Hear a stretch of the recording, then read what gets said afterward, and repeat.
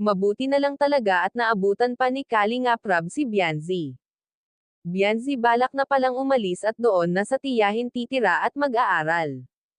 Bago ko ipagpatuloy ang maiksing reaction video na ito, hiling ko lang na patapusin ang panonood nito para malaman ang nilalaman nito, at kung bago ka pa lang sa munting channel na ito, paki-subscribe para lagi kang updated sa video ng mga Kalingap.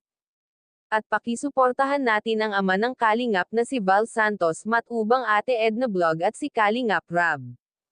Isang mapagpalang araw sa inyong lahat mga Kalingap, at shoutout nga pala sa patuloy na sumusuporta sa aking YouTube channel, lalong-lalo na sa mga viewers natin na walang sawang nanonood at sumusuporta. Maraming salamat.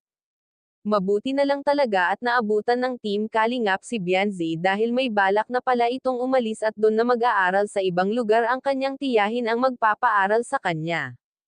Dahil kapos nga at hindi na kayang pag-aralin si Bianzi ng kanyang mga magulang dahil ang tatay nga nito hindi nakakapagtrabaho dahil sa sakit nito. Lagi na lang ito nakahiga dahil walang kakayahan bumangon. Ang nanay naman ni Bianzi ay naglalabandera lang, kaya hindi talaga kayang gastusan si Bianzi sa pag-aaral dahil sa pagkain lang kapos pa. Mabuti na lang talaga at naabutan pa ito ni Dr. Love. Si Dr. Love kasi ang nag-scout kay Bianzi para matulungan ni Kalingap Rab.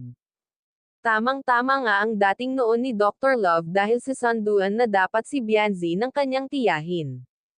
Pinuntahan pa nga ni Dr. Love si Bianzi sa ilog na kung saan ito ay naglalaba. Doon nalaman ni Dr. Love na napakalayo pala ng ilog na pinaglalaban ni Bianzi, kaya mabuti na lang talaga ay naabutan pa ni Dr. Love si Bianzi, dahil kung hindi ay wala tayong sinusubaybayan EDSI ngayon.